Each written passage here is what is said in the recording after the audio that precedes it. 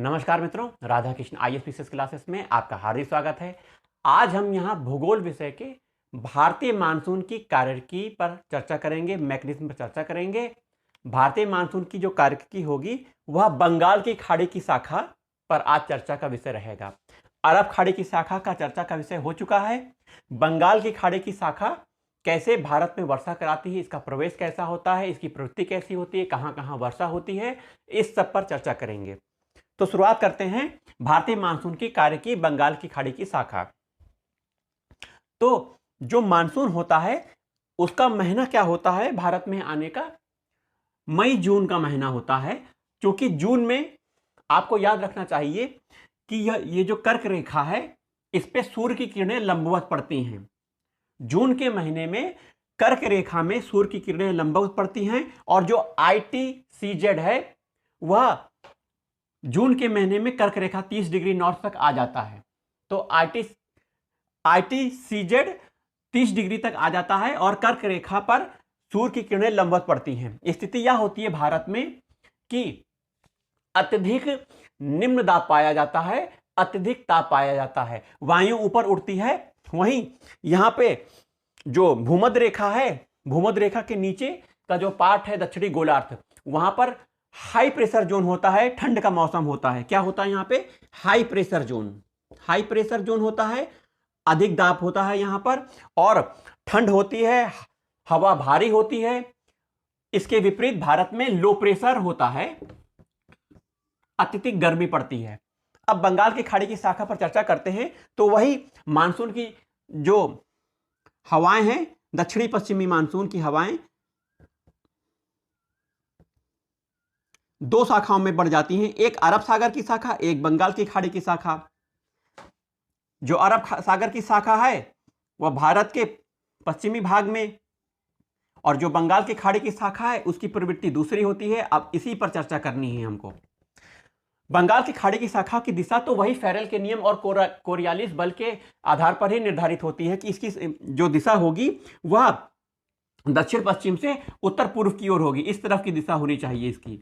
परंतु यहां व्यापारिक पवनें जो होती हैं उत्तर पूर्व से व्यापारिक पवनें भी आती हैं और यहां से दक्षिण पश्चिमी पवनें उत्तर पूर्व की ओर जाती हैं और व्यापारिक पवनें ऊपर से नीचे की ओर आती हैं। तो इन दोनों पवनों के मिलने से यहां पर चक्रवात की स्थिति, साइक्लोन की स्थिति हो जाती है। साइक्लोन, उष्णकटिबंधीय साइक्लोन की स्थिति यहां बन जाती है। तो यह साइक्लोन बनने से, ये दो हवाओं के मिलने से साइक्लोन, चक्रवात की उत्पत्ति होती है यहां पर इन क्षेत्रों में। क्योंकि जो पूर्वी घाट है इसकी जो पहाड़ियां हैं वो कटी फटी हैं, इनकी पहाड़ियां कटी फटी हैं। तो ये जो हवाएं यहां पे चक्रवात का निर्माण करती हैं, तो इन घाटियों के पूर्वी तट पर ये कभी वर्षा कर देती हैं। पूर्वी तट पर यहां पर वर्षा हो जाती है। पूर्वी घाट की घाटी के पूर्वी तट पर यहां वर्षा हो जाती है। वहीं जो ये कटी फटी हैं तो यहां से ये हवाएं चक्रवाती रूप से भारत में प्रवेश करती हैं, अंदर की तरफ प्रवेश करती हैं। ये देखिए, अभी हमने बताया कि ये जो हवाएं हैं दक्षिण पश्चिम की हवाएं हैं और व्यापारिक पवनें भी यहां मिल रही हैं, तो इससे चक्रवात की उत्पत्ति होती है। इस वर्षा का कारण क्या है? इस वर्षा का मुख्य स्रोत तो दक्षिण पश्चिमी हवाएं हैं जो कि नमी लेकर आई हैं, परंतु यहां व्यापारिक पवनों के मिलने से यहां चक्रवात की उत्पत्ति हो गई। चक्रवात जब उत्पन्न हो जाता है तो चक्रवात भारी वर्षा भी करवाता है। तो यहां पर पूर्वी घाट के पहाड़ों से, चट्टानों से यहां टकराकर यहां वर्षा करवाती हैं। वहीं जब ये कुछ भाग यहां पे कटा फटा है, पूर्वी घाट का भाग कटा फटा है, तो यहां से भी यह जो हवाएं हैं यह अंदर, भारत के अंदर इस तरफ प्रवेश कर जाती हैं। वहीं अरब सागर की जो शाखाएं हैं, यहां जो दर्रे हैं, यह भी इन दर्रों से अंदर की तरफ प्रवेश करती हैं। तो देखिए यहां की जो हवाएं हैं, बंगाल की खाड़ी की शाखा की हवा और यह अरब सागर की हवा आपस में आकर यहां पर मिल जाती हैं। तो यहां पर जब आपस में मिलती हैं तो यह एक विस्फोट की स्थिति होती है, वर्षा का विस्फोट होता है। यहां भी वर्षा होती है जब दो जल धनराशियां आपस में मिलती हैं, हवाएं मिलती हैं तो वर्षा का विस्फोट होता है, वर्षा का स्फुटन होता है। यहां पर देखिए जो कावेरी नदी का तट है, यहां पे, यहां से यह अंदर की ओर प्रवेश कर रही हैं हवाएं, और इधर से भी अरब सागर की हवाएं प्रवेश कर रही हैं, और दोनों आकर आपस में मिल जाती हैं। जब दोनों आकर आपस में मिलती हैं तो यह ऊपर उठती हैं, ऊपर उठने से संघनन होता है, संघनन होने से वर्षा होती है, यहां पर वर्षा हो जाती है। वहीं आगे देखिए ये कृष्णा नदी के तट पर, कृष्णा नदी के पूर्वी तट पर भी ये देखिए वर्षा हो रही है, ये पहाड़ियों के पास, और यह कृष्णा नदी के अंदर यह प्रवेश कर रही हैं। यह महानदी का तट देखिए, ये महानदी का तट है, यह महानदी के तट पर भी यह प्रवेश कर रही हैं, लेकिन यहां स्थिति अलग होती है। उड़ीसा के महानदी का जो तट होता है यहां पे, तो यह काफी लंबे रेंज से अंदर प्रवेश कर रही है, इनका रेंज कम होता है। जब कोई कम दौड़ के लॉन्ग जंप करेगा तो वो कम दूरी पर कूदेगा। ये हवाएं जो गोदावरी तट पर आती हैं, यह लंबी दौड़ लगा के भारत में प्रवेश करती हैं। तो लंबी दौड़ लगाती हैं तो ये काफी लंबे अंदर तक जाती हैं, अंदर तक जाती हैं। तो यहां पर छत्तीसगढ़ पड़ता है। छत्तीसगढ़ तीनों ओर से पहाड़ियों से घिरा हुआ है। जब यह पहाड़ियों से घिरा है तो पहाड़ इन हवाओं को रोकेंगी, जब पहाड़ इन हवाओं को रोकेंगे तो यहां चारों ओर वर्षा कर देंगी, हवाओं को निकलने का मौका नहीं होगा, कोई स्थान नहीं होगा, तो पहाड़ों से टकरा कर यह काफी वर्षा करवा देती है। लगभग 200 सेंटीमीटर यहां वर्षा हो जाती है, 150 से 200 सेंटीमीटर तक वर्षा हो जाती है छत्तीसगढ़ क्षेत्र में। इसीलिए छत्तीसगढ़ को धान का कटोरा कहा जाता है। 200, लगभग 150 से 200 सेंटीमीटर वर्षा हो जाती है। काफी यहां पर धान की खेती होती है। छत्तीसगढ़ को धान का कटोरा इसीलिए कहा जाता है। वहीं छत्तीसगढ़ ने यह सोचा कि धान हम पैदा कर रहे हैं और पूरा मध्य प्रदेश खा रहा है, पूरा मध्य प्रदेश खा रहा है। तो छत्तीसगढ़ ने अपने आप को अलग करने का फैसला कर लिया। क्यों कर लिया? इसके भौगोलिक कारण, इसके अधिक वर्षा होने के कारण, इसकी अधिक धान पैदा करने के कारण, यह कुछ कारण थे छत्तीसगढ़ को अलग होने के, तो इसने अपने आप को अलग कर लिया था। तो वहीं यहां पर गोदावरी के तट पर भी यहां पर वर्षा होती है।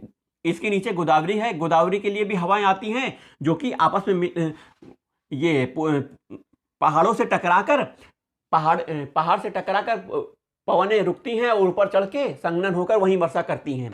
यहाँ की जो स्थिति है, ये जो पहाड़ों की स्थिति है, पूर्वी घाट की पहाड़ों की स्थिति यही है, यह वर्षा होती है। वहीं जब यह हवाएं ऊपर की इस तरफ चलती हैं, यहाँ पे यह हवाएं इस तरफ चलती हैं, तो यहां पड़ जाता है बांग्लादेश का क्षेत्र। ये देखिए बांग्लादेश का क्षेत्र पड़ रहा है।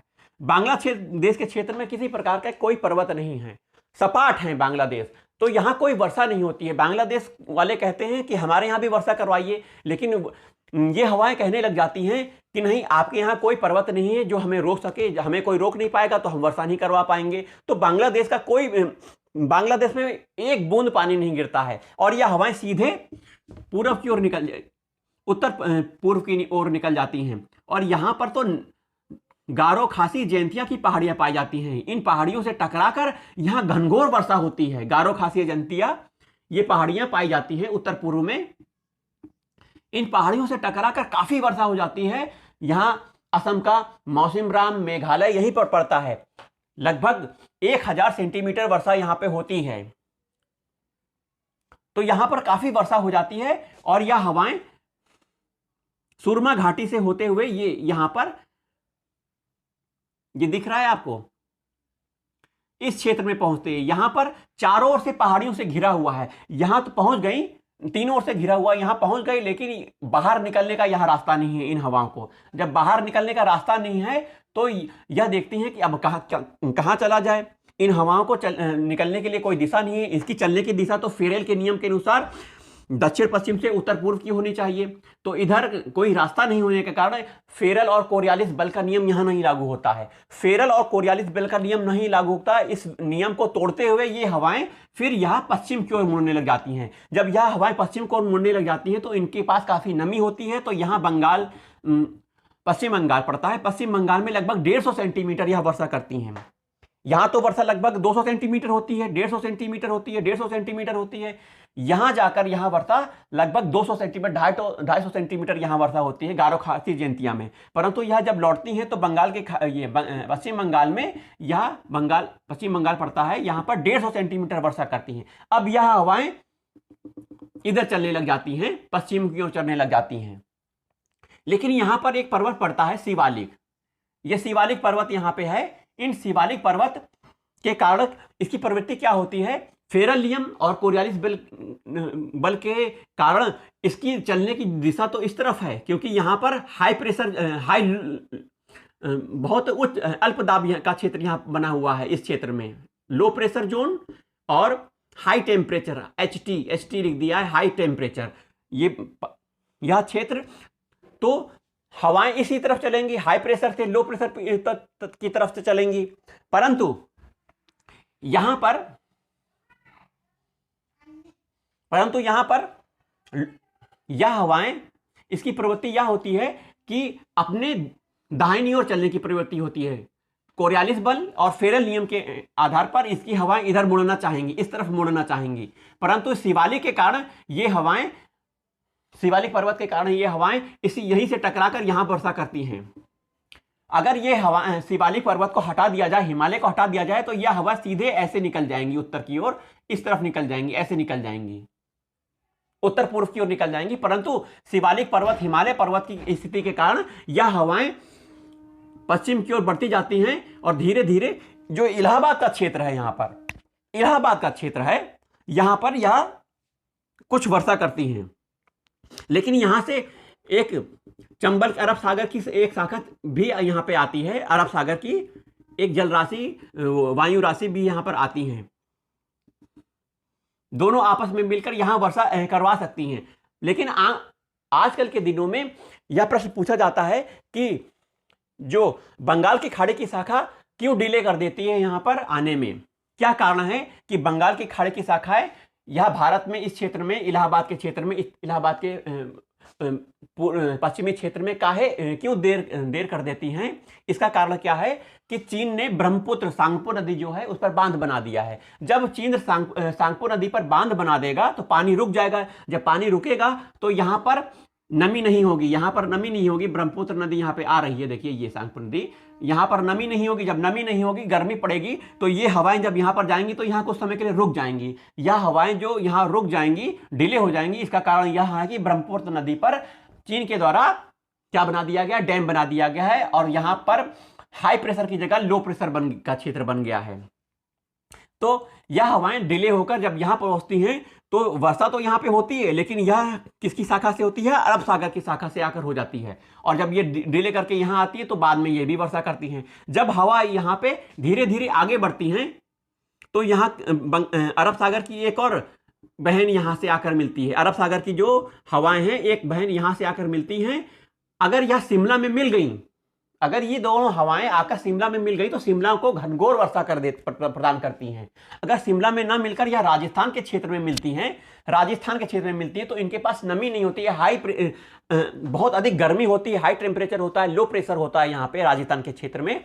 तो यह वर्षा ना करके दोनों बहनें मिलकर, दोनों हवाएं, दोनों वायु राशि, बंगाल की खाड़ी की राशि, अरब सागर की राशि आपस में मिलकर ऊपर उठने लग जाती है। जब यह 10 से 12 किलोमीटर ऊपर उठती हैं, 10 से 12 किलोमीटर ऊपर उठती हैं, तो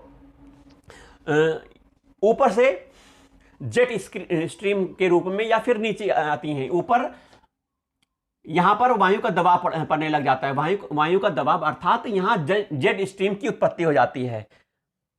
10 से 12 किलोमीटर के ऊपर जेट स्ट्रीम बनने लग जाती है। जब दोनों ऊपर हवाएं ऊपर उठती हैं तो यहां जेट स्ट्रीम बन जाती है। जेट स्ट्रीम फिर नीचे की ओर, ऊपर से ही नीचे नहीं बैठती हैं, या ऊपर 10 से 12 किलोमीटर ऊपर ही चलने लग जाती हैं, और यह इसकी दिशा अब यह हो जाती है। क्या यह दिशा हो जाती है जेट स्ट्रीम की। जब यह दिशा ऐसे हो जाती है तो यह धीरे धीरे फिर यह दक्षिण में आकर भूमध्य रेखा के इधर आकर फिर यहां पर नमी को धारण करते हुए फिर अपनी इसी दिशा में फिर मुड़ जाती हैं यह जेट स्ट्रीम।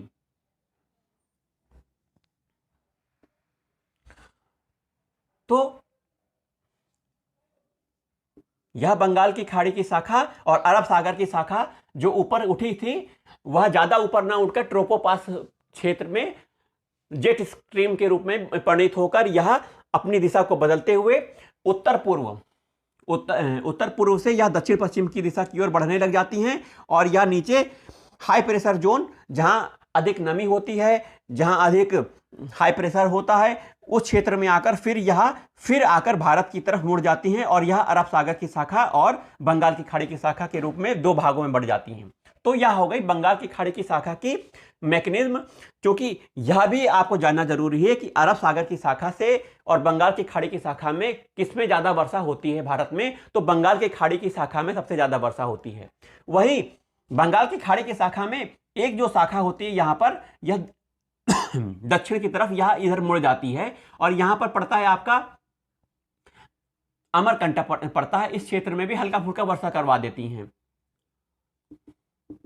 मध्य प्रदेश में विंध्याचल पड़ता है, अमरकंटक पड़ता है, इस तरफ के क्षेत्र में वर्षा करवा देती हैं। एक शाखा इधर घूम जाती है। यह फेरेल के नियम और कोरियालिस बल के नियम को के विपरीत काम करती है।